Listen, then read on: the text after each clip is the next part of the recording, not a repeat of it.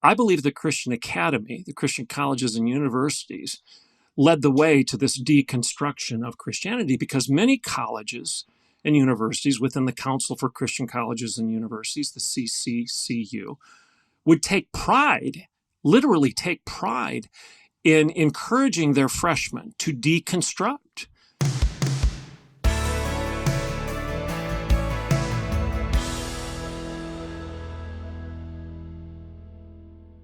Well, hey, everyone. Welcome to the Alisa Childers Podcast. It's always my goal here to help equip Christians to identify the core beliefs of historic Christianity, discern its counterfeits, and proclaim the gospel with clarity, kindness, and truth. And today's episode is all about discernment. I had a great conversation with Dr. Everett Piper. He's the host of the Rebellion podcast, which is one of those podcasts that I listen to on a regular basis. He was the president of Oklahoma Wesleyan University for a great many years, and he is no stranger to how institutions, particularly Christian colleges, can begin to drift left or drift into more progressive ideologies. We're going to talk all about that on the show today, just the little compromises that can pop up, how things can happen from the bottom up or the top down, and just how important it is that when things begin to pop up, we address it immediately. Because one of the things I've said on this podcast a lot is that if your church, if your institution, whatever it might be, if you are not actively protecting yourself against a leftward drift, that is the natural default position, is to drift into error. You have to actually fight for truth. You have to be vigilant and very intentional to make sure that you guard the mission of your institution. And I was listening to a sermon this week by Johnny Artavanis, and he said something that really struck me. And he was talking about evil. He said, evil is not stagnant. Evil is progressive and it is aggressive. And I think that is so well put. And so I'm going to get to that conversation in just a moment, but I wanted to answer a question that has come in through my email, my inbox, and on social media. I've been asked about this quite a bit, and I wanted to take a few minutes to explain. So a few podcasts ago, you may have noticed that I said I no longer can recommend Biola University anymore for Christian parents to send their students. And I received a lot of questions about that. People were saying, you guys were like, can you elaborate on that? Because I think, a lot of people just weren't aware that there's some stuff going on at Biola. So I wanted to take a moment and comment on that. I recently this week posted on X about it, on Facebook. I was just trying to answer the question. So I'll just do that here for you as well. If you're a Christian parent who is considering which college, or even if your student should go to college at all, I hope this is helpful to you. I know as a parent, I've got a couple of kids that are heading toward that age. And one of the postures we've taken in our home is that we're not really pushing our kids to go to college. If one of my kids wanted to be a doctor or a lawyer, of course, we would have to consider that college is a necessary path for that type of career. And we would be trying to think these things through in the most biblical way possible. But if that's not a goal, and there's something like a trade school or a different career path or ministry path that could happen without sending them to college, we're not really, not against it, but not really pushing for it. And the reason for that is because there are just very, very few, even Christian colleges, that I could, in good conscience, recommend to parents. And I'm sure there's a lot that I don't know about that are biblically faithful, but the list seems to be getting smaller and smaller. And especially I notice this as I go and travel and I'm talking with pastors. That's the question they're asking too. They're like, hey, this list is getting smaller and smaller. We need to really think about this as Christian parents. So this is my attempt to help you think this through, especially as it would refer to Biola, because Biola is kind of known as being the apologetic school. It's known as being, I think, for most people, being biblically faithful. And yet, over the past several years, I've been hearing things from students. I've been hearing things from concerns about chapel speakers. And that's, by the way, one thing I always recommend if you're investigating a college, particularly a Christian college, take a look and see who they're having as their chapel speakers. That will tell you a lot because, and this is very important as I get into why I have a lot of concerns and can no longer recommend Biola. Whatever the belief statement is on the website, whatever that belief statement is in any institution, and this is my experience, in practice, the way it's trickling down in the student life, among the the residents, among even many of the professors, it's usually a little more progressive than whatever the actual statement is. So the reason I say that is because you could go on a Christian college and they have a really solid belief statement, but that's not enough. Now, it could be that they have a very good leadership structure in place where they are enforcing their mission statement and their values in a very solid and good way. But I often find that's not the case. It looks good on paper, but when you start asking very specific questions like okay, here's a scenario. We have a student who comes to the school and they're sexually confused. What protocols are in place for the leadership to handle this in a biblical way? Those are the kinds of questions that I think need to be asked. And you can't just assume that because somebody has a really solid belief statement, that is all being carried out in practice. Now, with that said, if the belief statement is not so good, same thing applies. You can imagine that the way it's playing itself out practically is really quite a bit worse than even what the statement says. Because remember, evil isn't stagnant. It's progressive and it's aggressive. And so one of the reasons, I'll just get into this here with Biola, this is what I posted on Facebook. I'll just read this to you and then make some comments. I said, in a recent podcast, I stated that I can't recommend parents send their students to Biola. Many people wrote in and asked me to explain why, and here's a start. So I quoted from Biola's statement on sexuality. You can find this on their website, and I put a link to that in the comments on Facebook. I'll put a link to that in the comments here, the description here. But here's a quote, and I just want to think this through together. But I really encourage you to read the whole thing, but here's just a quote from it. Quote, "Students desiring to live in Biola-owned housing will be placed based on their sex at birth. However, as issues connected to sexuality and gender are complex and layered, we will walk with students on an individual basis who identify as transgender or experience dissonance with their biological sex and gender in order to provide helpful support to arrive at decisions around facilities use and to offer appropriate accountability. We also, then there's some space, some more things are said, and then at the end of that it says, we also ask that transgender individuals refrain from the process of a medical transition during their time at Biola," end quote. Let's think this through a little bit. I have a lot of concerns about this statement. First of all, my main concern is how much language it concedes to the language of radical queer theory. The phrase sex at birth, that is not a biblical way to approach the idea of sex. In fact, the whole concept of gender is socially constructed through feminist theory. Think about this. The concept of gender is not even biblical. In the Bible, we know that you, as part of being made in the image of God, is that you are a sexed person. You are male or female. Remember, it says in Genesis, male and female, he created them when it's in the context of God's image. There's no category outside of that for how you feel about your biological sex, which is what the whole concept of gender is addressing. Now, I have a lot of grace for people that still use the word gender. I didn't really know this until a few years ago myself. I've been working really hard to try to remove the word gender from my vocabulary unless I'm talking about queer theory and the category they've created called gender.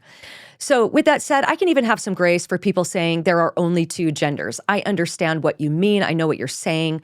I would still encourage us to try to remove that language and go to more biblical language, which is biological sex. But this idea of sex assigned at birth or the sex at birth, that is already conceding language. And I just think that an institution like Biola should know better than this.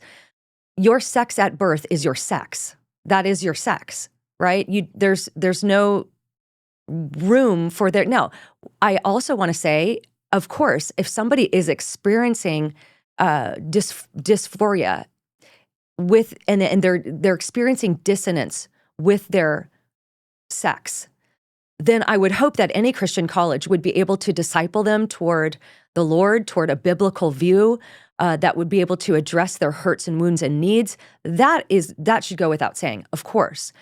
But this is a very concerning statement when it says issues connected to sexuality and gender are complex and layered.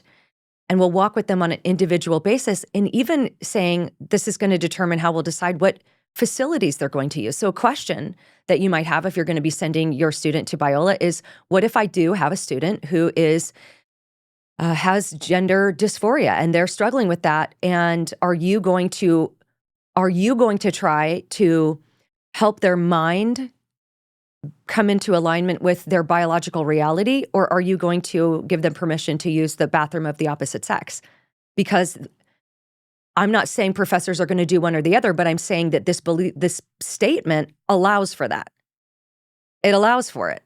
So if there were a professor that, say, was perfectly fine with transgender identity and wanted to actually move a student into that identity, now, granted, without medical transition, because that's in there, then they would be free to do so. And even in the social this makes total room for social transition, which is pronouns, addressing someone as the opposite sex, facilities use, all of that stuff. It 100% leaves room for that. You would not be disobeying the statement as a professor to make a decision for a particular student that might be congruent with their biological sex, according to this statement. And I think possibly the most problematic part of this is the statement that says we also ask that transgender individuals refrain from the process of medical transition during their time at Biola. What that says, now, listen, I'm not saying that every professor would practice it this way, but what this allows for is, first of all, they're recognizing the category of transgender as an identity category. They're saying transgender individuals as if that is an identity category. And if the bar is so low that all they're asking is that they don't do medical transition, so much has already gone wrong. So much has already gone wrong.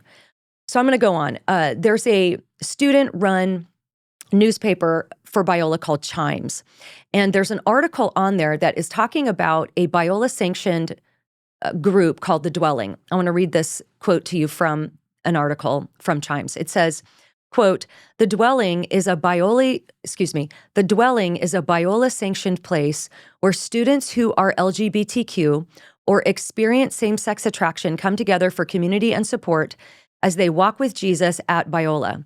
What we aren't is, 1, a place that sponsors conversion therapy or whose primary goal is to move people out of the LGBTQ community.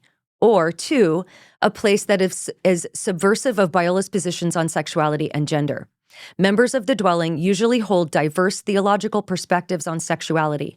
Some members hold an affirming position, while others hold a non-affirming view. Okay, so right off the bat, we have a Biola-sanctioned group where, by the group's own admission, has members that are affirming of homosexual behavior and identities, and students who are non-affirming. They're all together in this group, and the goal of the group is not to move people out of the LGBTQ community. It's not to do any kind of conversion therapy, which is just an umbrella term for any sort of counseling that might help someone move away from a gay identity or same-sex attraction. And there's a whole spectrum under there I don't have time to get into, but that's off the table. It's completely off the table. And this is a Biola-sanctioned place. That's extremely problematic.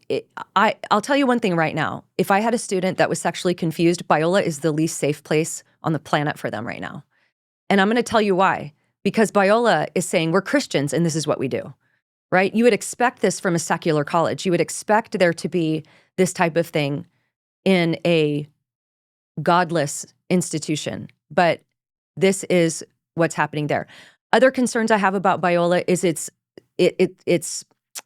seems to be complete embrace of spiritual formation and contemplative spirituality. Now, I know the second I say that, people are going to come at me and say, well, that can mean different things and not all of it's bad. Look, I'm just saying, do your own research, okay?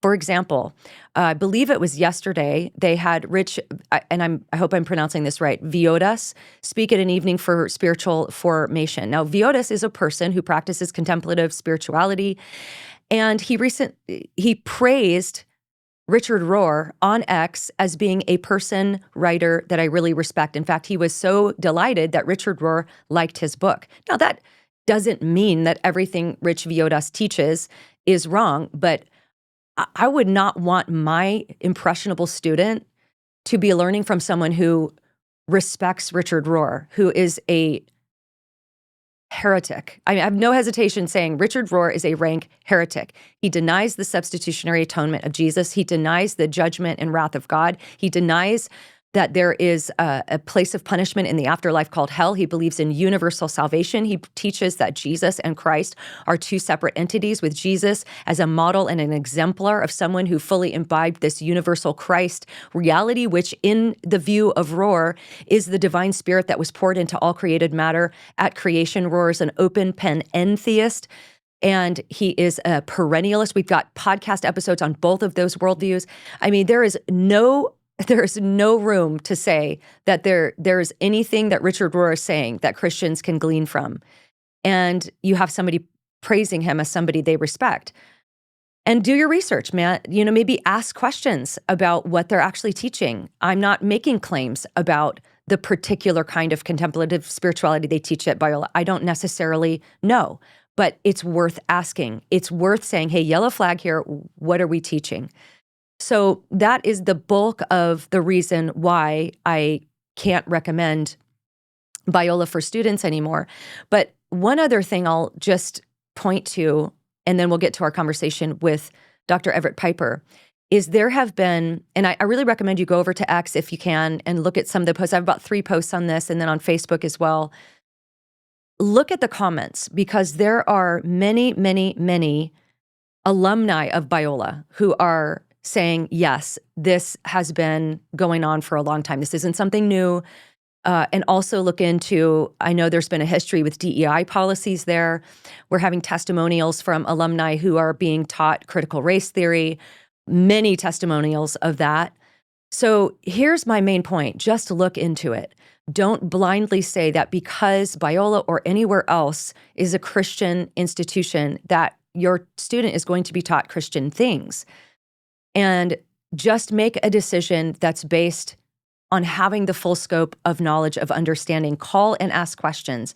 And then I want to read a quote here because I think it's relevant. And this quote is attributed to Martin Luther. I don't know if that's actually who originally said it, but I want to just put this in your mind to think about this, because there is a lot of talk out there about, oh, well, Christians maybe shouldn't talk about this. And maybe that's somebody's view when it comes to something like Biola. It's like, well, if Biola maybe isn't so good on this topic, but listen to these words. This is such a good quote. Here it is, quote, "If I profess with the loudest voice and clearest exposition every portion of the truth of God, except precisely that point which the world and the devil are at that moment attacking, I am not confessing Christ, however boldly I may be professing Christianity. Where the battle rages, where the loyalty of the soldier is proven, and to be steady on all the battlefield besides is mere flight and disgrace if he flinches at that one point." So what's the one point right now? And this is going to actually bring me back to Rich Villodas, because I forgot to mention this. This person that they had come speak at Biola and a night for spiritual formation, he made a statement on Substack, I'll link this as well, where he thankfully did condemn the murder of Charlie Kirk. I would hope that any Christian pastor in our country should have no problem doing that. What's frustrating me and many other people is that the one point that I think this quote is addressing, precisely the point which the world and the devil are at that moment attacking, is the truth regarding things that have gone on regarding Charlie Kirk and the events of that. Now, this is very important, because what we see is a lot of these type of third way pastors saying things like, yes, we condemn violence, but Charlie was a racist. He was a misogynist. We have to wrestle with his harmful rhetoric toward this person or that person. And friends, if you watch Charlie videos, you will see that this is a lie. This is an absolute lie. And I don't want to come here and guess about people's motives. I'm not going to do that. I'm just going to say that any pastor that can't have the moral clarity to say, hey, what he was talking about was actually, like, you could disagree with him and his comments on race. You can disagree with what he said about affirmative action, but to just focus on that people were hurt by what he said, I think that is just weak sauce. I'm sorry, but I want to read this from Rich Villodas, where he commendably said, we need to condemn the violence, lament that this man no longer has, his wife and children no longer have their husband and father. But I want to read you, this is another thing. This is someone who's shaping the minds of students at Biola at this night. Here's what it says. And friends, here's where we need humility. Like you, I've seen videos of Charlie speaking passionately about Jesus on college campuses. I've also seen videos of him using words that have caused great harm to Black and brown people, to Muslims, and to LGBTQ people. We are in no position to offer the final word on anyone's life, but what we must ask ourselves is this.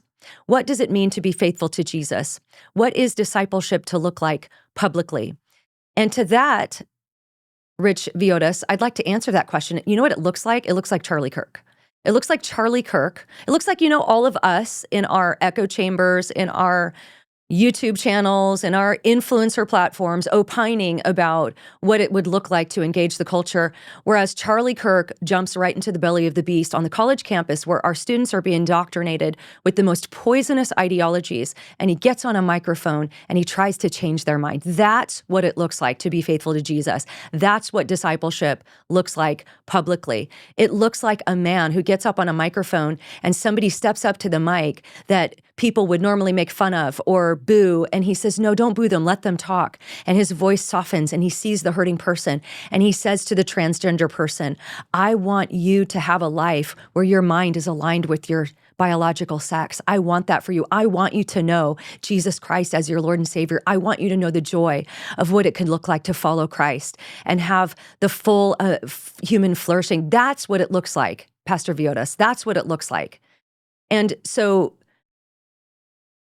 all of that is to say that if you don't have the moral clarity to see that and to lead your people in that and to maybe shine light on false narratives and lies about this person, then in my view, you're not somebody that I want shaping the mind of my young person. That may sound harsh to somebody, but you know what, guys? Truth sometimes is harsh. It sometimes sounds harsh. It's actually, sometimes you're going to feel harmed by the truth. You're going to feel harmed by the words that somebody says because maybe it's unmasking a lie that you've been believing. Okay, that's all I'm going to say about that. Do your homework, ask a lot of questions, dig deep into the way these things are stated and how they're practiced. And with that said, there are still some good professors at Biola. If, there are some professors there that I probably would be fine with my students if that was their only professor, but we have to look at the institution as a whole. And these things have to be exposed. They have to be dealt with. Or remember, evil, it's not stagnant. It's going to continue to aggressively progress. So that is what I'll say to that. And here is my conversation with Dr. Piper. Well, Dr. Piper, great to have you back on the show.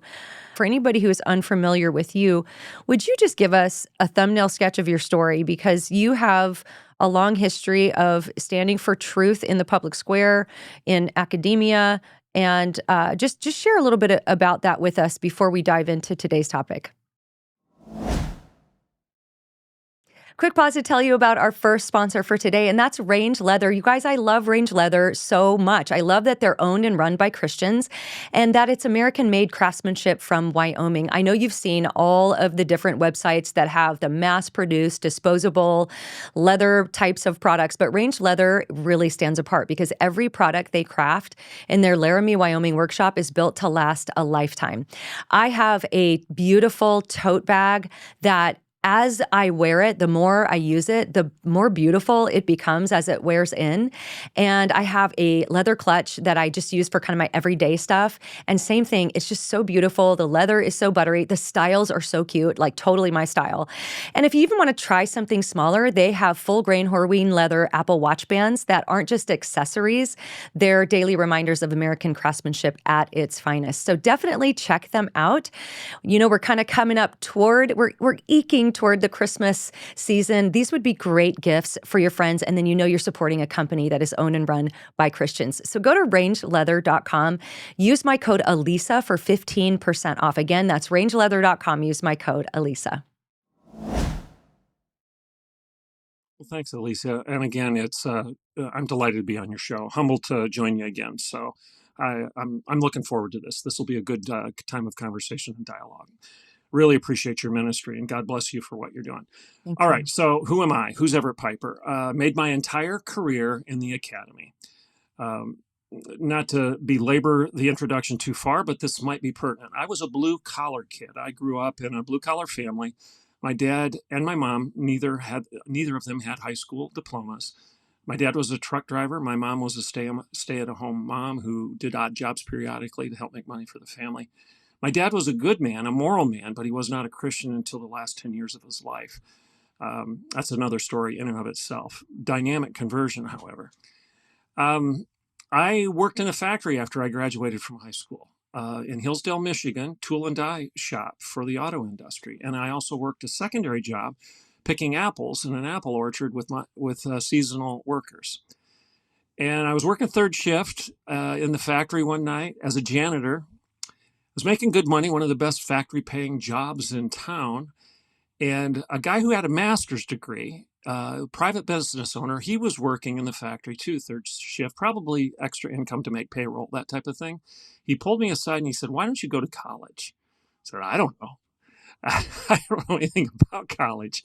And I thought, maybe he's got a good point. So I washed off the grease and I enrolled in a Gospels and Acts class at the closest Christian university, which was about a half hour up the road. I drove up there in my expensive factory rack car and tried to make a go of it in this college class, and got an A or A minus, B plus, something like that, and figured out I can do this. So I sold my car and had enough money to go to school for a year.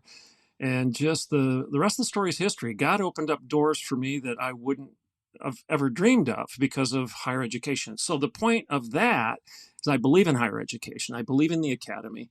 I believe in the value of a Christian liberal arts institution.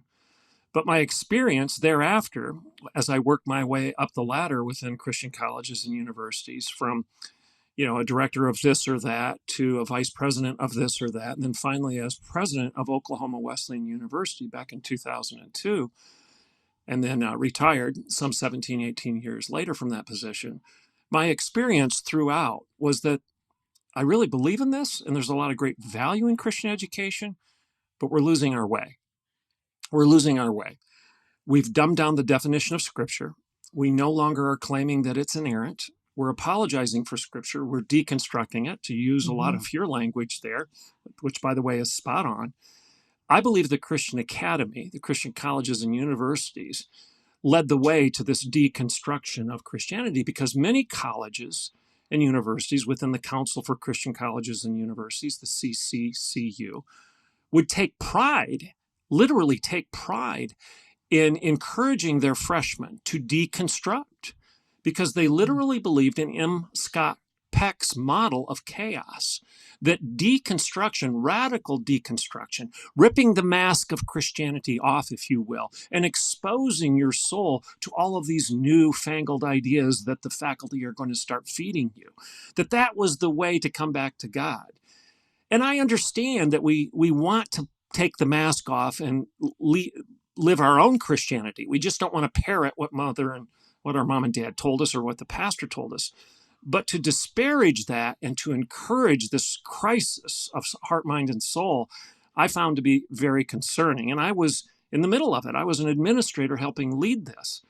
So again, I could bore you silly with this, but at the end of, maybe this is the way for me to end this and hand the ball back to you, I actually decided to do my dissertation at Michigan State University on this problem. And my topic was the definition of evangelical Christianity within evangelical Christian colleges and universities. In other words, when you say that you're an evangelical Christian or Christian organization, what do you mean by those words? And what do your consumers, your customers, think you mean by those words? When you put together a nice 4-color brochure that says you're an evangelical Christian college, and you recruit students to come to your institution, and you get donors to give to your institution, what do they think you mean by that? Do they think you mean you believe in the Bible? Do they think you're conservative or progressive? Do they think you hold traditional values on sexuality and other issues?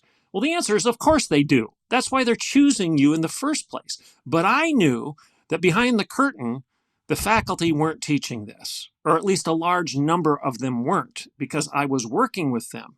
In fact, Alisa, this is a fascinating story.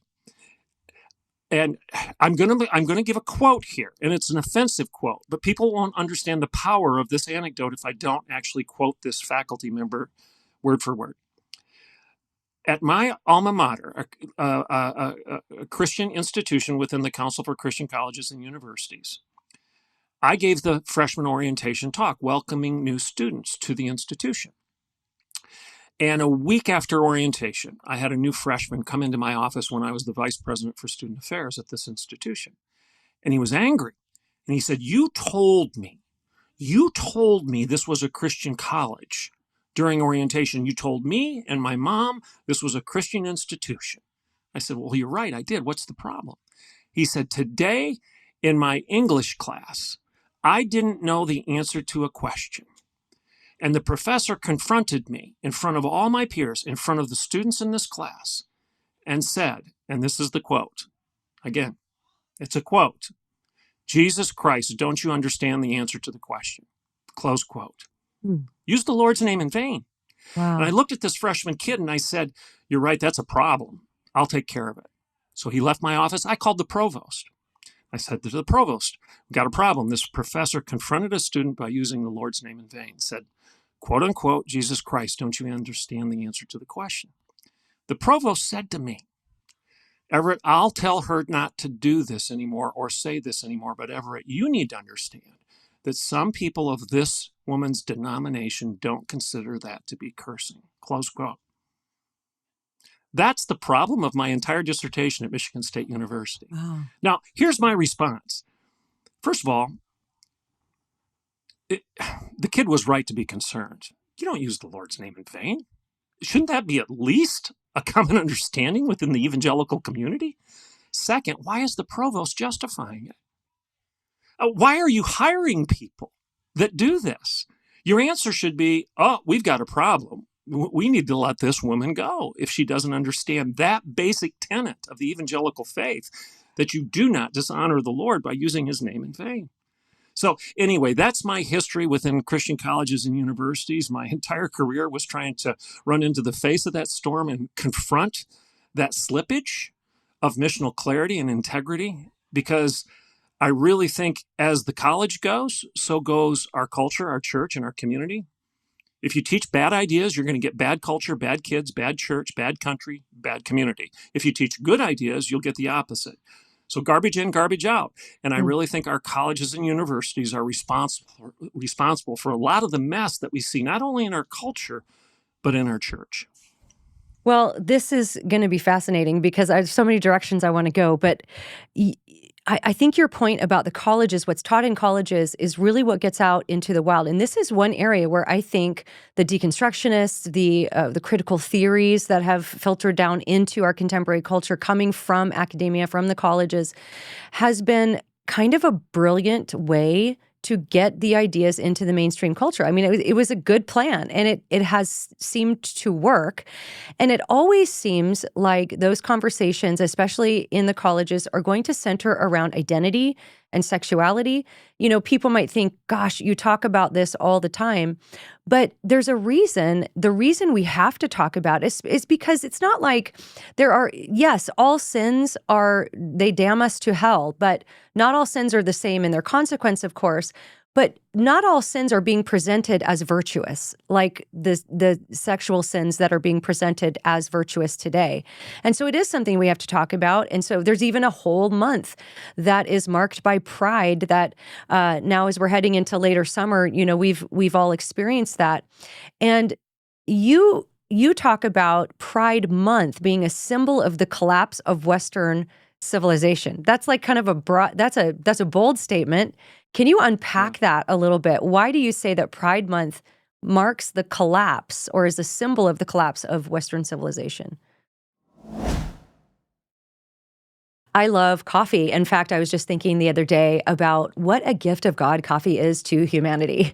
And I don't just love any coffee. I love 7 Weeks Coffee. And that's because 7 Weeks Coffee is Christian owned and run, and it is unapologetically pro-life. In fact, they don't just say that, they put their money where their mouth is. And so that's why they're on a mission to fund the pro-life movement one cup of coffee at a time. In fact, they just hit an amazing milestone. They have raised over $1 million and donated it to the pro-life movement. They're called 7 Weeks Coffee because at 7 weeks, the baby is the size of a coffee bean. And that's when you can detect a heartbeat on the ultrasound.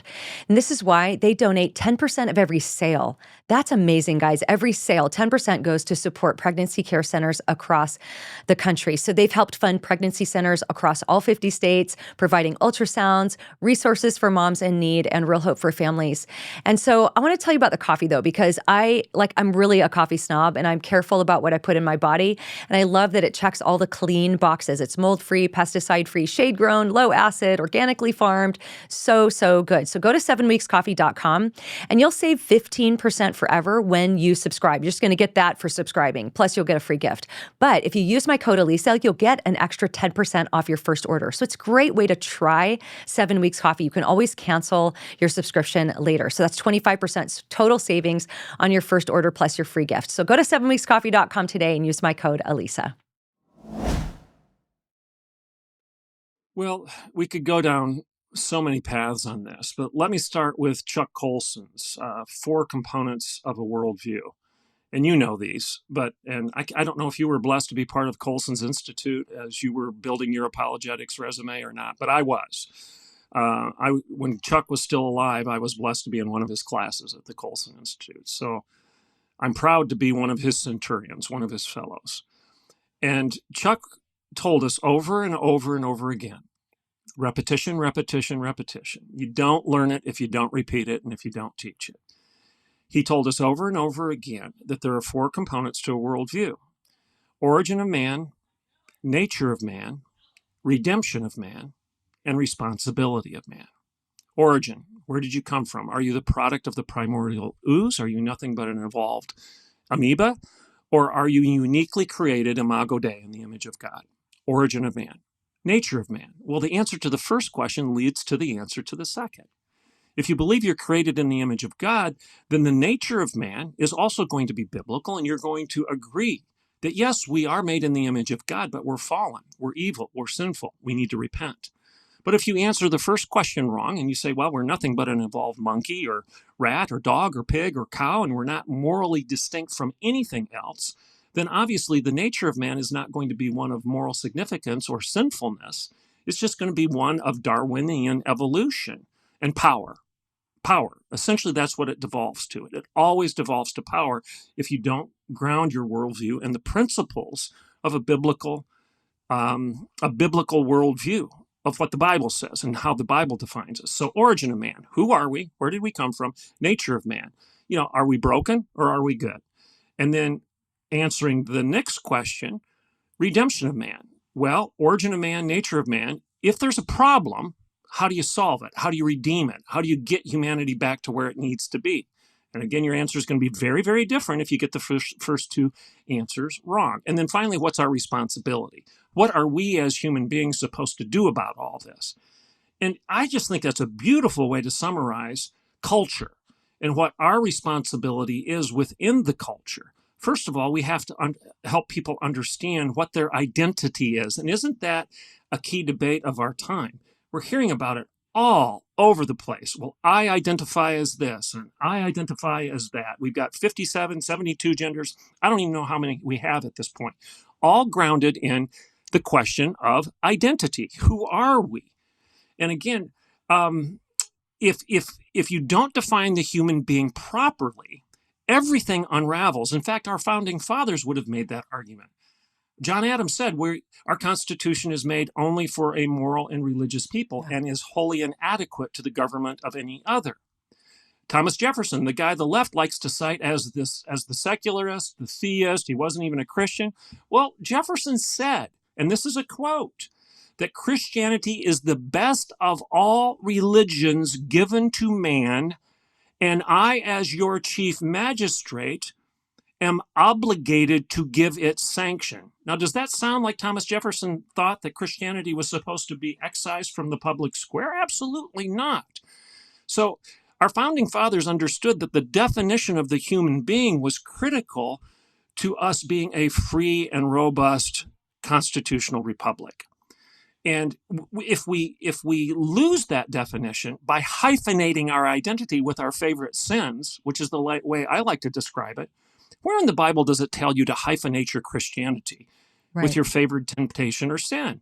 It's just not there. You don't sit around and have a conversation about it. You confess it. You don't identify by your lust or by your greed or by your gluttony or by your inclination to steal or cheat or lie. No, you don't you don't hyphenate your Christianity by saying, I'm a lying Christian, adulterous Christian, a gluttonous Christian, I'm a deceptive Christian, I'm a greedy Christian. No, that would be absurd, but yet we do it when it comes to sex. Yeah. And it's because I think we've imbibed the Kool-Aid to such an extent, we bought the lie. We bought the lie of identity. Now, I'm going to take a breath and let you redirect. But here's a critical issue for us to recognize in this debate over human identity. The word homosexual did not even exist in any dictionary until 1859. It didn't exist. It was coined by a man by the last name of Kirk, who was an active, in the terms of those days, sodomite. He was a man who was engaged in sexual behavior outside the parameters of the biblical worldview. And he wanted to shift the conversation from behavior to being, from what you do to who you are, because he knew that if he could successfully move that target, eventually we'd be talking like we are today. And we'd be granting civil rights and identity and all these other things that really belong to only two categories of human beings, men and women. That we would then be talking about another category of a human being called a homosexual. And even as recently as the 1960s, Gore Vidal, who again was a very sexually immoral man, said this: there is no more such thing as a homosexual person than there is a heterosexual person. Then he went on and said, these are behavioral adjectives. That's Gore Vidal. He knew that the identity claim was a lie. And then Michel Foucault, one of the philosophers, he obviously knew from whence he spoke. He died of AIDS for obvious reasons. Michel Foucault said, we are creating a false species, an hermaphrodism, by this argument of heterosexual, homosexual identity. So it's a lie. Bottom line, it's a lie. Go back to a dictionary that was printed pre-1860, and you're not going to even find the words. You won't find the words. They don't exist. Yeah. Well, and what's kind of adjacent to what you're talking about, which is interesting, is I'm actually recording with Dr. Robert Gagnon right after I talk with you, who is one of the premier scholars of sexuality and antiquity and literally wrote the book on it. And one of the arguments we're going to be talking about is the idea that people are saying, well, the word homosexual wasn't in the Bible until a certain, date. But one of the points is it wasn't even an English word until the late 1800s. So, that kind of dissolves just based on that. But this is such a good springboard into where we're going in today's episode. And I just want to share the heart behind why I want to talk about this is I remember I was speaking with Greg Kokel at a high school. We were doing a chapel together. And of course, the topic of homosexuality, LGBTQ, all of that stuff always comes up with students because it's the number one thing they're facing. It's the number one thing I think Gen Z is having to navigate from a worldview perspective. Like, what do we do when we get down to the nuts and bolts? Do we use pronouns? Do we call our friends gay or straight? How do we even navigate these topics? And this one student stood up and he said something along the lines of, why do you try to deny the existence and humanity of gay people or LGBTQ people?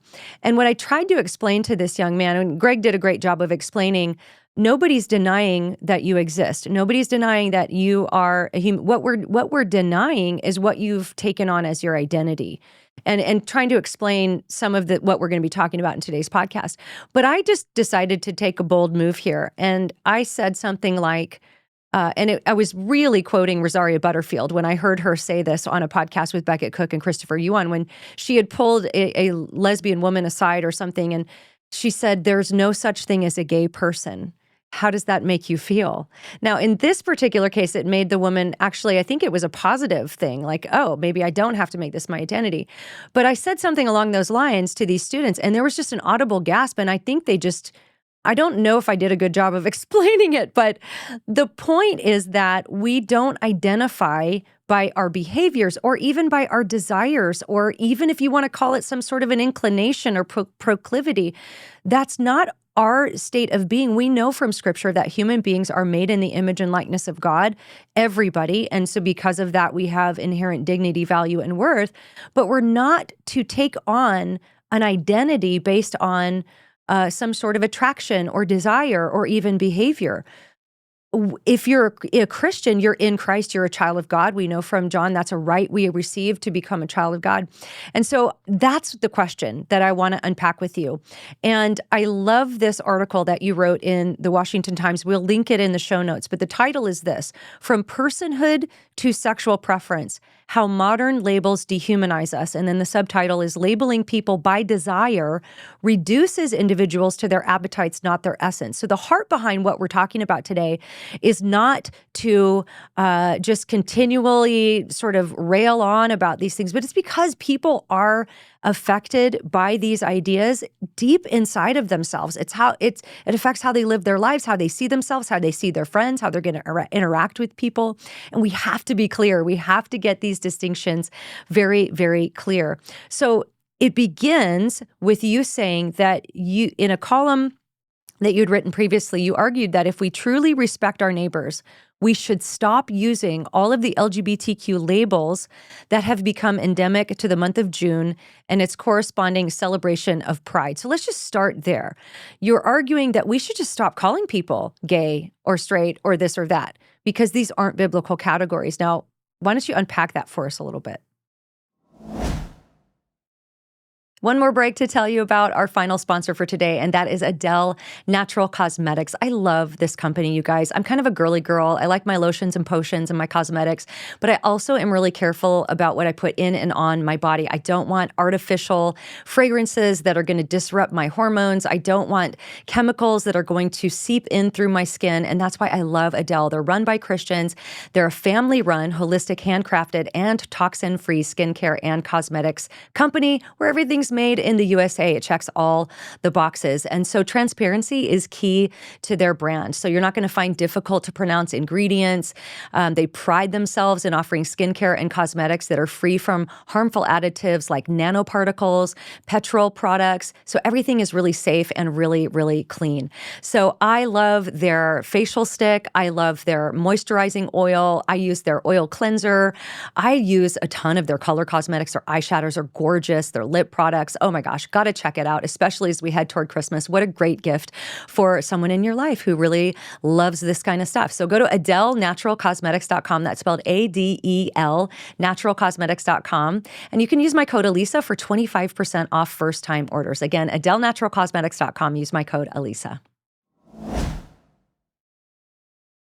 Well, again, I'm stealing from Rosaria Butterfield, who you already cited. And I talked to you before the show started, and you know that Rosaria is actually speaking at my church family camp where I am right now. Thus, this rustic background for me. I'm in my little cottage on Lake Ontario, and Rosaria is the morning teacher. Rosaria's quote, and I think I'm pretty close, is that homosexuality is a 19th century categorical error of Freudian psychology.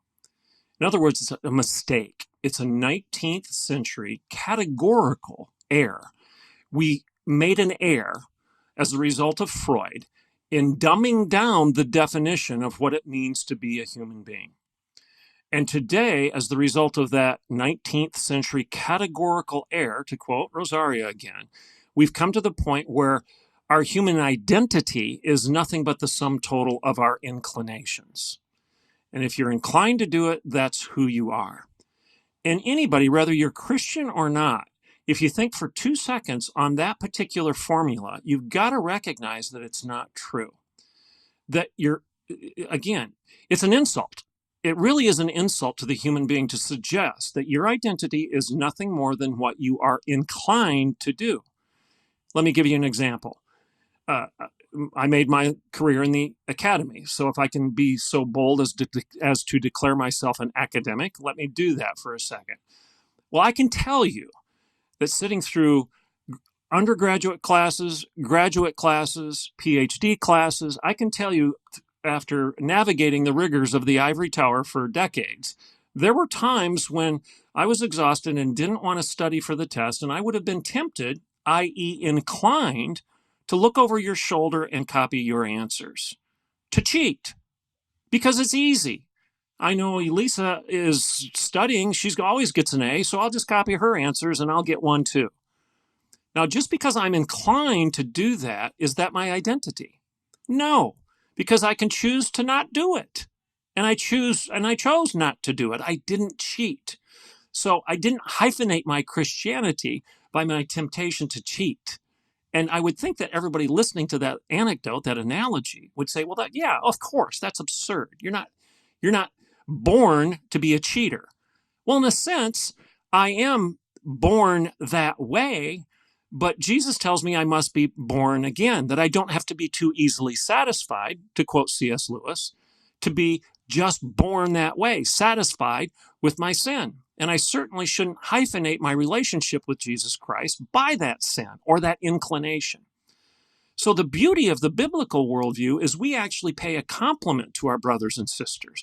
We elevate their definition to the imago Dei, the image of God, rather than dumbing down their definition, their identity, to the imago dog.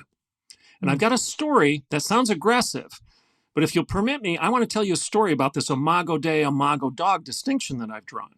Are you made in the image of God, imago Dei, or are you made in the image of the animal, defined by your gut, your libido, your desires, your inclinations, your drives? That's all you are. Well, that's what my cows and my horses do. I mean, I can tell you right now, they're driven by desire. In a sense, that is their definition. But I would like to think that you and I are bigger and better and more beautiful than the cows and horses, that we're designed by God with a soul that recognizes moral responsibility, culpability, and we have a decision to make. And that is to be holy, sanctified, set apart unto the Lord for obedience. So anyway, I was on a secular radio show in Tulsa back 2015 during the Obergefell debate. And this conservative Catholic host, it wasn't a Christian radio station, but the guy that was the host was very talented. His name was Pat Campbell. He was a good talk show host. He had me on every Friday morning as his conservative religious guy. Okay. And because LGBTQ, gay marriage, whatnot, was hot in the news, it seemed like every week Pat was asking me questions about the weekly news on the rainbow stuff, the alphabet soup. And so I became his go-to guy on this particular issue. And I came up with this: are you the imago Dei, made in the image of God, or are you the imago dog, made in the image of the animal? We can elevate the definition of the human being to beauty and truth, or we can diminish the definition of the human being to the guttural, the instinctive, the base. And the biblical worldview, I would say to Pat, is the best worldview because it complements you and me as to who we are and what we're created to be. Yes, we are born that way, broken, but we can be born again. As we're told by the Apostle Paul in 2 Corinthians 5:17, if you're in Christ, you're a new creation. Behold, the old is gone, the new is come. That you're transformed, you're not transgendered. Okay, so imago Dei, imago dog, imago Dei, imago dog. I was saying this week in and week out on Pat's show, to the point where my wife, Marcy, said, quit. Privately, she would say to me, he's pigeonholing you as the guy who only talks about that. Get on to some other issue. Anyway, that aside, I end up getting an email 2 or 3 months into this time frame. And it basically says this: I'm sitting in my office at Oklahoma Wesleyan University as the president. I get an email and it says, Dr. Piper, I've been listening to you on the Pat Campbell show. My name is Laura Perry. And for 10 years, I lived as Jake Perry. I'm transgendered. But I wanted you to know that in listening to the show, I agree with you. You're right. And I'm thinking, am I being punked? Is this one of my students? Is this one of my students playing a joke on me? But I remember walking up the hill after I got that email, and I walked into the kitchen during lunchtime, and Marcy was there, my wife was there, and I said, if this is true, it's worth it. All the ridicule, all the hassle, all the junk I get, it's worth it. Long story short, Laura Perry comes with her mom to the cafeteria at Oklahoma Wesleyan University on a Sunday afternoon, 2 or 3 weeks after I got the email. She sits down with me in the cafeteria and says, I wanted to get to know you. At this point, she still has a 5 o'clock shadow, but she's dressed like a woman. She's got earrings. She's got makeup.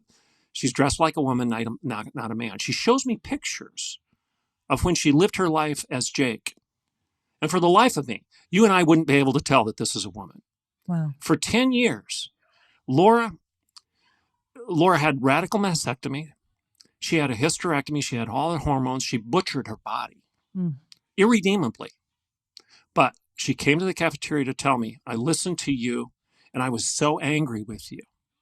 I interrupted her. I said, why are you listening to conservative talk radio? She said, believe it or not, I was conservative in everything but sex. Wow. We got back onto topic, and she said, I listened to you week in and week out, and I liked everything you were saying, except you kept beating the drum on imago Dei, imago dog, imago Dei, imago dog. You can be transformed. You don't have to be transgendered. You don't have to be satisfied with being born that way. You can be born again. I was so ticked off at you, but I knew you were right. And today, Laura has come back to her church, back to Jesus Christ as her Savior, back to her family, and she's come back to her biological identity. And she's out there teaching on this issue around the country right now. People need to go Google her book, Transformed, Not Transgendered, by Laura Perry. Wow. That is a powerful story, because I think so often, and this is where I want to get into the real practical, because somebody might hear us say, or Rosaria, there's no such thing as a gay person. And they're like, well, okay, I can even get that when you're a Christian, you're in Christ, but like, are you going to refuse to call a secular person a gay person if they call themselves gay? Are you going to deny that? How would you handle that question? I like what Rosaria tells us to do. She says, call them by their name. Ask them what their name is. If their name's Everett, call them Everett. If their name's Bob or George, call them George. At that point in time, call them by their name. Don't use pronouns, and don't use hyphenated identities or contrived identities. Show them the courtesy of calling them the name that they've chosen. Now, Rosaria is right. In fact, she's publicly repented of buying into the preferred pronoun agenda a couple of years ago, because at first, and I think I'm being fair to Rosaria, she thought, if somebody wants, this isn't a hill I'm going to die on. If somebody wants to be called a given pronoun, I'll grant them that. But she has since said it was a mistake. I should not have done that. I did it out of an attempt to be gracious, but it was wrong because I was affirming a false identity. I was affirming a lie. I was enabling a lie. And that's not what we're called to do as Christians. But if somebody says their name is Alisa, I don't know that your name isn't Alisa. So I'm just going to call you that. So in that sense, I think you just avoid the pronoun and the sexual identity stuff by asking people what their name is and calling them that name. Call them Bob. Yeah, that's good.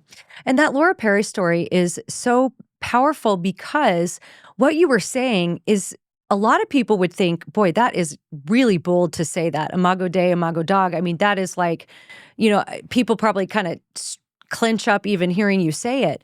And yet, because you were really bold to tell the truth with great clarity, Laura was listening. Was she listening to you as Jake, or was she still, she was Jake? Okay, wow. Well, she was it's confusing, but she was kind of in the process of coming back to the Lord. So she was figuring it out. Yeah, figuring it out. Yeah, she was figuring it out. But at that time, she was thinking that because I've done all this stuff to my body and whatnot, I want to come back to Jesus, but I'm now Jake, so I guess I've got to come back to Jesus as Jake. Yeah. So she was in the process of figuring that out.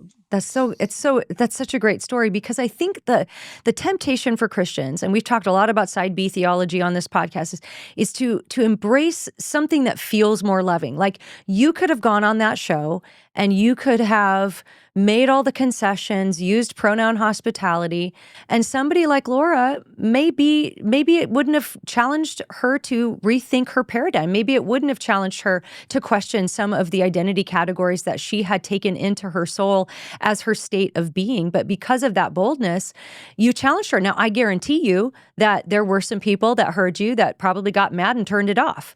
And that's always Yeah. going to be the case. And one of the drums I beat all the time is where Paul says we spread the fragrance of the knowledge of Christ. And to those who are perishing, it smells like death. But to those who are being saved, it smells like life.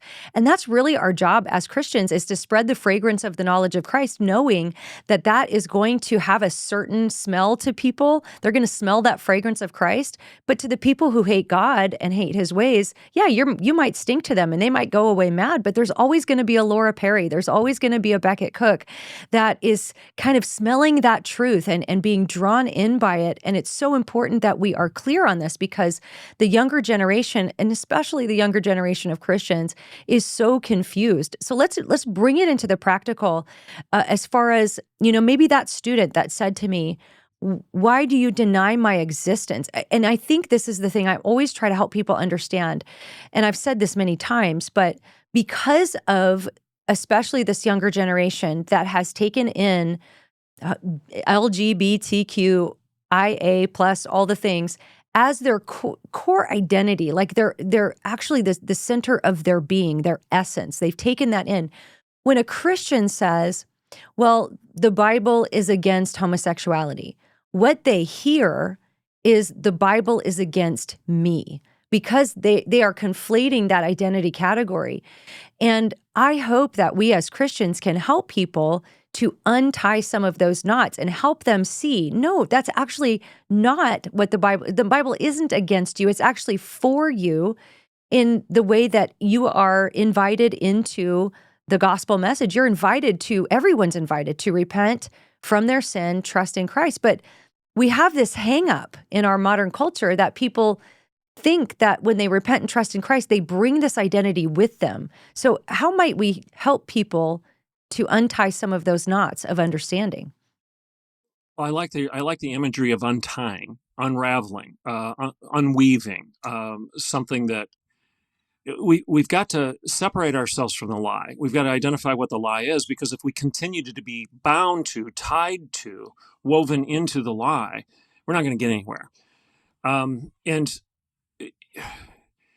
in a sense, they're right when they say when you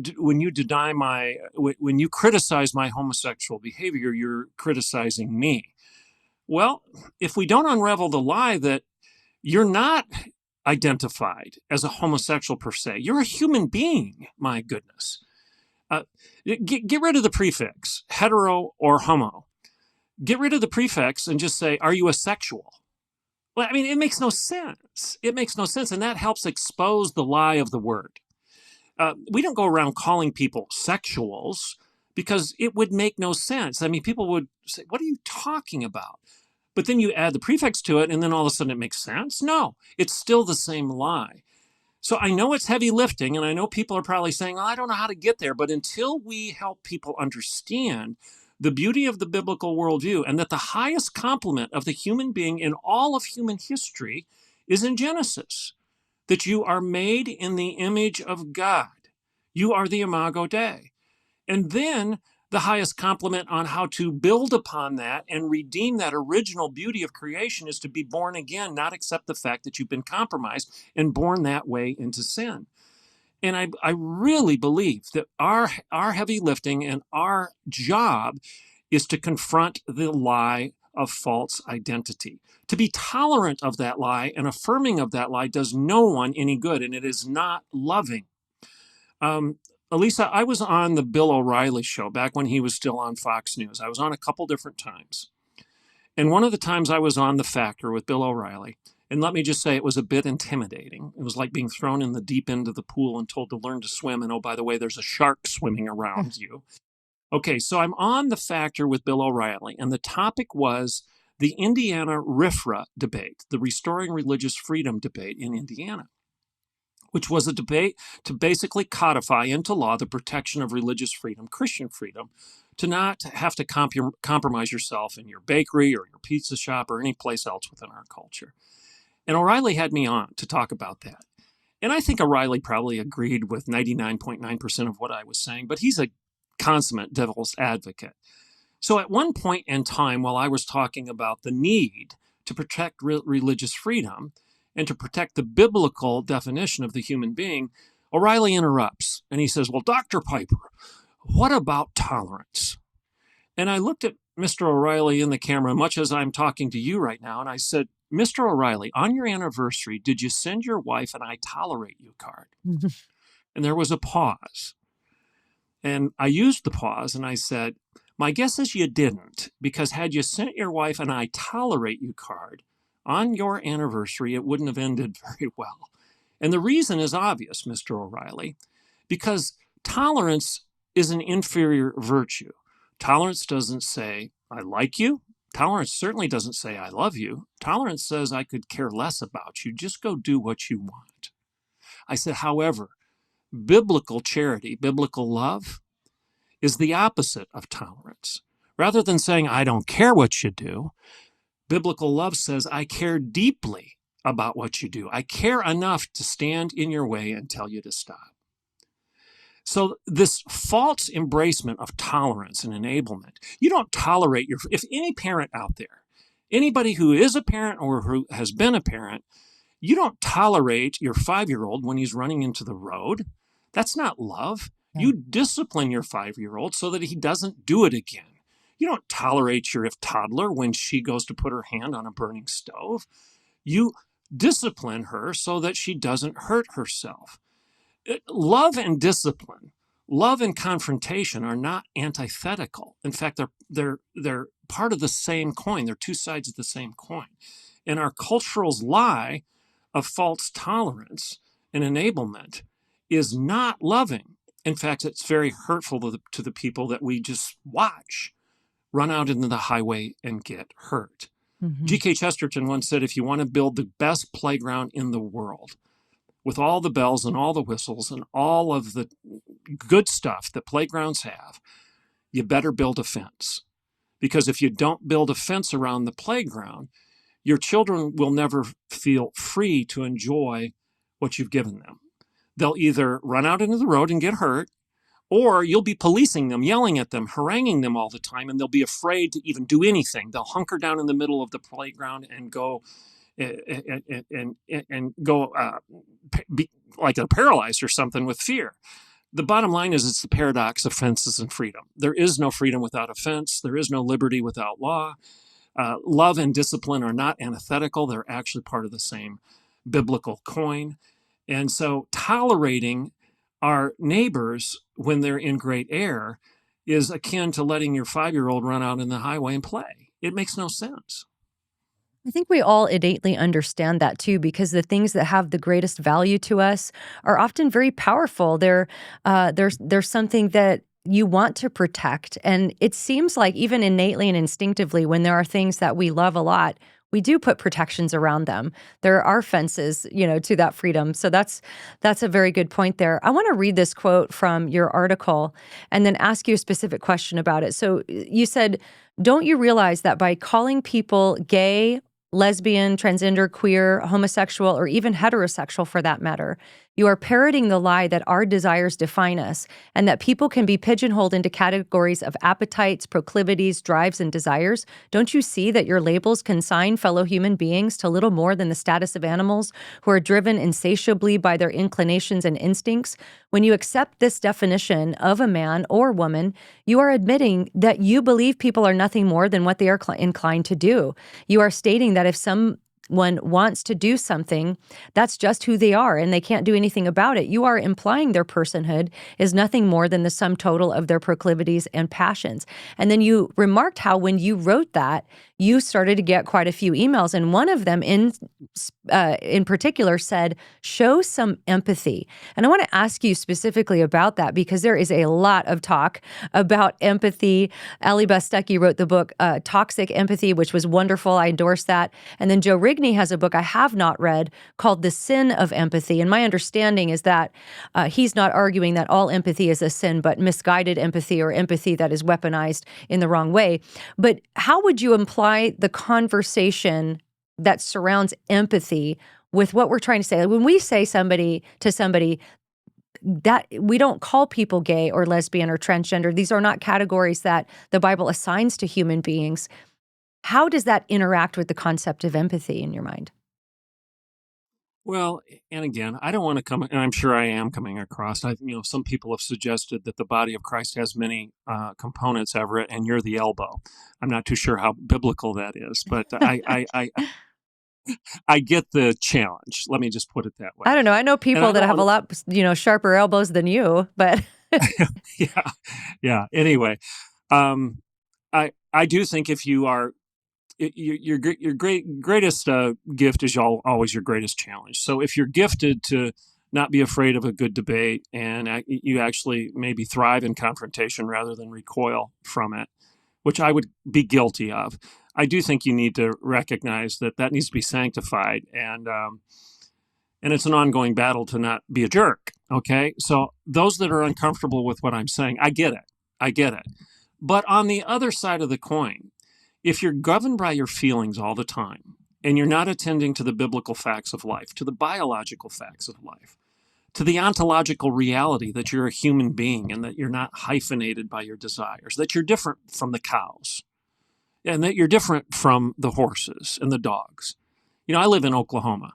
And when I drive through my little ranch or any of the ranches around me, you know what? I've never once seen the cows arguing with one another. Never once seen. Never seen them having a good debate. They don't do podcasts. Why? Because they're driven by their gut.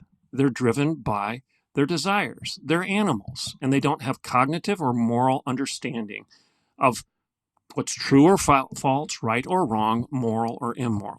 That's just a reality. So why is it empathetic for me to allow that type of lie to dumb down the definition of human beings to really nothing right. more than that? Why is that empathetic as opposed to me saying, whoa, whoa, whoa, whoa, I am not going to participate in this lie. A woman is real. A woman is real. She's not a fantasy. She's not a fabrication. She's not just the delusion, the make-believe of the dysphoric male that wants to dress up and steal her shower, steal her bathroom, steal her sport, and steal her scholarships, steal her identity, blackface her, make fun of her. I'm not going to play that game. Well, that's not empathetic. Empathetic to who? I think I'm Right. showing great empathy to real women, and I'm challenging men who are culturally appropriating the identity of a woman in an inappropriate and sinful way, in an insulting way. I'm saying stop blackfacing women. This is not cool. I'm not going to participate in this. Now, if I said that about racial relations and I said stop blackfacing African Americans, no one would accuse me of lacking empathy. No one would. But for whatever reason, when you get into the issue of sexual identity, and I want to protect the dignity and the identity of a female, because I'm more of a classical feminist as a conservative biblical Christian than my left of center counterparts today, because I believe you're real. Okay. Yeah. I'm not going to insult you, Yeah. be so unempathetic as to suggest otherwise. So I agree with Allie Beth Stuckey. This toxicity of false empathy leads to the ultimate insult of the individual rather than what they intend within their agenda. Yeah. Does that make sense? That totally makes sense. And you bring up even the transgender issue as it relates to women in sports. And this is where I think Allie makes such a good point, because you have, what true empathy will do in that scenario is, I guess removing myself from the debate whether empathy is good or bad, let's just use the word compassion, right? So let's apply human compassion to both the girl who's on, getting her medals taken by male athletes, or even becoming injured, or just not ever being able to place in a race or something like that. True compassion for her would be saying, that's awful. That's not fair. That's unjust. Absolutely. But it also applying biblical compassion to the transgender athlete who likely, and especially at that age in high school, is a victim of the ideology of their culture being pushed on them by who knows, their teachers or their parents or whoever it might be. The quote unquote gender affirming care that is being pushed on so many people as we see with cases like Laura Perry, who later very much regret that, with irreversible damage done to their bodies. So true compassion would have compassion for both, but the answer wouldn't be to say, well, we're going to have more compassion on the desires of the transgender athlete to be able to compete in women's sports. That's not even really compassion.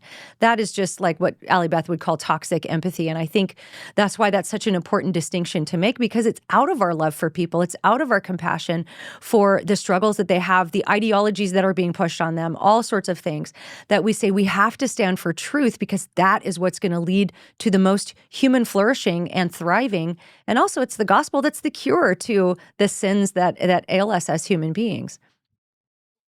I firmly believe that every vote that I make as a citizen of the United States and every word that I speak as a citizen and as a Christian should be in pursuit of the greatest measure of human freedom that I can give to my neighbors. Why? Because I believe in their dignity. Okay? I believe that they are the imago Dei, the image of God.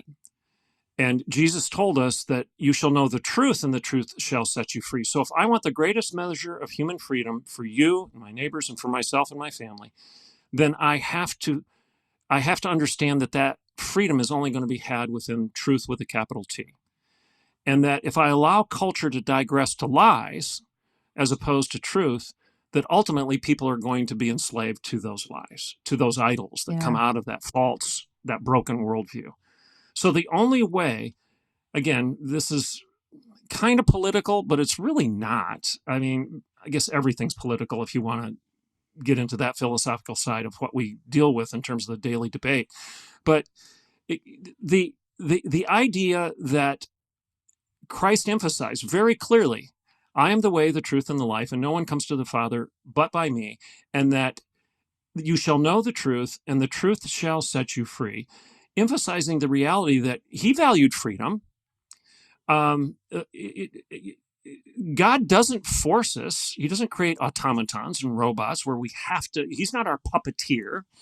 I understand the sovereignty of God and the tension between that and human free will, and I know that's a theological debate, and I know you don't want to get into it today. That's not the point.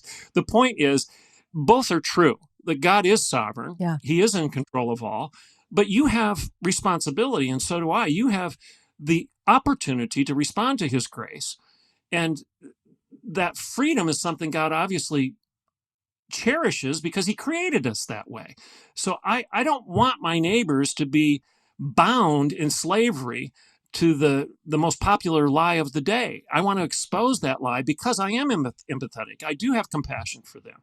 I don't want my son. I don't want my grandkids. I don't want my daughters-in-law to be living within a lie, because ultimately lies enslave us. And the proof that it's a lie is in the self-refuting nature of the buzzwords. For example, you'll hear people say stuff like, I can't tolerate your intolerance, or I hate hateful people, or I'm sure that nothing is sure, or I know nothing can be known, or I'm absolutely confident there are no absolutes. And this is laughable, but this is what the progressive empathetic side of the debate will say. And if you just, all you have to do is say, really? So you're saying you hate hateful people. Can you explain that to me? Or you're absolutely sure that there's nothing that's sure. Are you sure? Or is it true that there's nothing true? You know, Frank Turk does this all the time with you. But it's an excellent rhetorical way to expose the lies that bind us. In fact, I would argue that was Jesus' style of apologetics. Jesus, the smartest guy that ever walked the face of the earth, I hope we could agree. He's the second person of the triune God. He probably knew the answer and probably could have crushed anybody in a debate. But often, Jesus just asks the question, well, whose face is on the coin? And why do you call me Lord? And do you want to throw the first stone? And then Jesus, God incarnate himself, shuts his mouth and lets the broken worldview implode on itself. Why? Because he wants to relieve people from the bondage of that sin. That's good. Well, as we land the plane here, I want to ask a final question about identity, because I wonder if somebody might be listening to this thinking, well, if we shouldn't call people gay or trans or lesbian or queer, we call people mother, father. You called yourself an academic. I call myself maybe an author or a podcaster. What is the difference between that sort of identity category that I'm a sister, I'm a granddaughter, I'm a daughter, I'm a woman. What's the difference between maybe saying something like that and granting these categories of gay, lesbian, transgender, queer, homosexual, or something like that? Well, if you're in the Christian box in any way, shape, or form, even if you are in the progressive, and I put that in quotation marks, Christian box, if you're in the liberal Christian box, you have to agree that porneia is sexual sin because the word is used over and over again in the Bible. So being a mother is not a sin. Being a firefighter is not a sin. Being an accountant is not a sin. Being a teacher, an academic, is not a sin. So there's nothing in the Bible that would preclude or prohibit you from identifying as a mom. There's everything in the Bible that would prohibit or preclude you from hyphenating your motherhood by something the Bible defines as sin. So if we're talking within the Christian community, and I say that with quotes because I would argue that many within the so-called Christian community are behaving and believing unbiblically. But if you're even going to claim that within the broader Christian community, then you have to acknowledge that within Christianity, there is this concept of sin. And surely we can agree, if we're talking about it as Christians, or at least people that are pursuing the Christian idea, that we probably shouldn't define ourselves by things that the Bible defines as a sin, and to suggest that motherhood and fatherhood and being a boy or a girl or being something akin to your profession, if you're going to equate those with biblically defined sins, I would say you're on thin ice. Yeah, good, nice and clear. So tell us where people can connect with you online. You've got a great podcast. Tell us a bit about that. My podcast is called The Rebellion, so you can just Google Everett Piper, The Rebellion. I do a podcast, just a short hit. It's only about 25 minutes, and I do it once or twice a week. If you want to follow me on Facebook, it's either Dr. Everett Piper, that's one Facebook page, or Everett Piper is the other Facebook page. I've got two pages. And then my website is dr, as in Dr. everettpiper.com, DREVERETTPIPER.com. Love to speak at your events if you wish, your church, your political venue, or whatnot. You can contact me via my webpage if you're interested in that.